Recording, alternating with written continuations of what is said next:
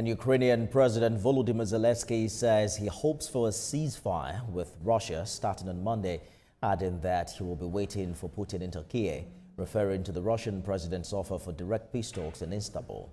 Zelensky said Ukraine's proposal of a ceasefire starting today remained on the table.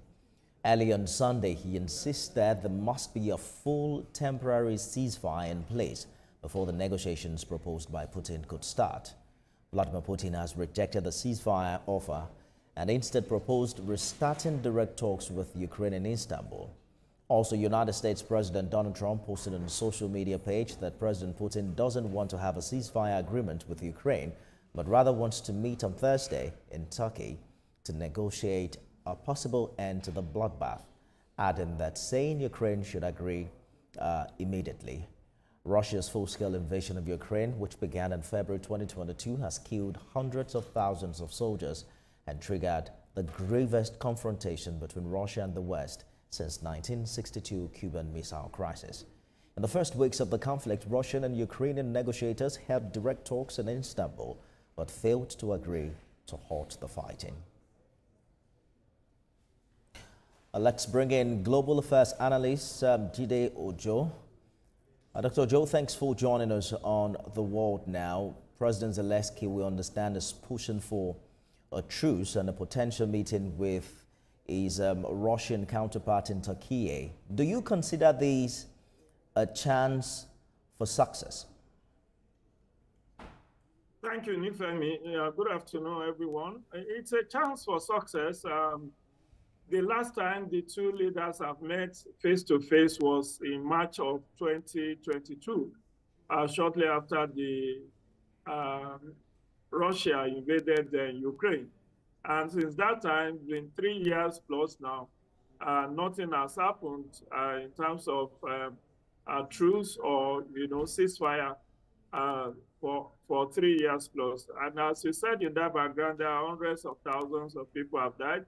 Property worth trillions of dollars have been leveled. And, trauma of war, even if the war ends today, the trauma alone would take decades to heal. And it's better to judge than to war. So rather than talking through proxies, through ministers of foreign affairs, it's better that the two leaders, have a tete-a-tete on Thursday in Turkey. And I'm happy that pressure is mounting on Putin to have this meeting. The US, the European Union, the UK, all are pushing and pressuring Putin to have this director, which hopefully should lead to a ceasefire and ultimately cessation of hostilities between the two countries. Absolutely. I can imagine how awkward that meeting will be between both men who probably haven't met in person, in the past 3 years. But with Ukraine still demanding territorial sovereignty and Russia insisting on its gains, what compromises, if any, could realistically lead to a ceasefire at this stage? Sincerely speaking, I think Ukraine is at the receiving end and may eventually have to be forced to cede about 20% of its land, as it were. The 20% are the areas under the control of Russia. Because Zelensky's hand is weakened by the fact that US is not ready to pump more resources, artilleries and funds to support its defense against Ukraine, against Russia.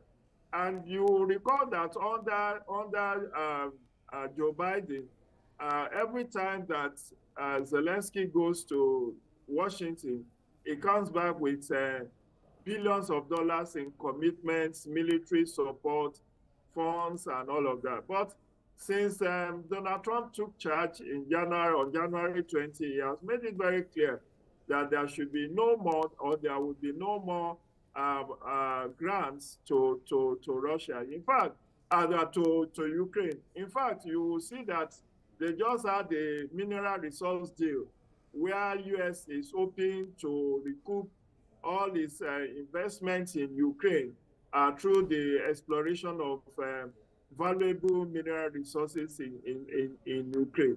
So it's better for Zelensky to cut his loss. Perhaps he could be lucky if not up to 20% of his country is ceded to Russia.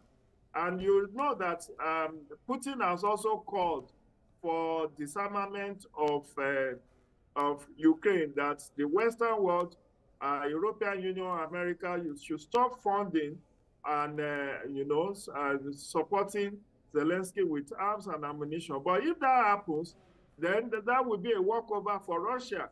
So in order to avoid a stalemate, I think mediators will do well to have a win-win situation options that will make sure that both sides do not lose face in this intractable and lingering warfare. But what do you think that means for Zelensky's allies in the West, who probably would want him to, who favor a stronger stance against Russia? What does this talk mean for that relationship with the West? Nifemi, realistically, those countries, those European countries, much as they are afraid that if Russia wins in Ukraine, Putin could possibly move on to Poland, to other countries in Europe, and that will spell doom for European Union. I know that that's their greatest fear. It's not so much about the fact that they love Zelensky, but at least fighting the war on the soil of Ukraine helps to stall any further advancement of Russia towards the rest of Europe. And that's why they have continually pledged support to Zelensky. But the reality that stares everybody in the eye is that many of these European countries are themselves facing economic crisis. You just saw what the polls look like in Germany, where the Olaf shows lost to the opposition, arising from rising cost of living and economic crisis. And that's the story with many of the European Union. You also recall that the election won by Keir Starmer in UK was as a result of the economic woes and challenges that UK also faced. So with all these countries facing internal economic crisis, they cannot continually support Zelensky to continue to war, because at the end of the day, it's the Ukrainians that are getting killed. Though I admit that there are also casualties on the side of Russia as well as North Korea that have drafted some thousands of men to support Putin in the war against Ukraine. But by and large, it's still better to war than to judge war. So I think the reality is there must be concession on both parts, because as I've spoken to the economic crisis many European countries are facing, America is facing its own economic crisis. You could see the trade war between America and many other countries, China, India, and the rest of them. So it's all about everybody for himself, God for us all. So at the end of the day, the reality that stares Zelensky on the face is that he has no resources to prosecute this war on his own. Is relying on pledges and commitment and support from the Western world. And if this funding support dries up, it will lose face, because Russia will just run over Kiev and the entire Ukraine. So it's better to cut its loss at this point, agree to some to lose some of his some part of his country, and while he defends the rest, hoping that he will get resources to rebuild the country. Because even if the war stops today, there will still be need for billions of dollars to rebuild Ukraine that have suffered the gargantuan losses in the last year and a half years. Dr. Joe, good place to leave it. All eyes on Ankara to see how this meeting pans out and what it means for ceasefire in the region. Global Affairs Analyst Dr. Joe, thank you for talking to us. Enjoy the rest of your week, Nifemi, and stay blessed.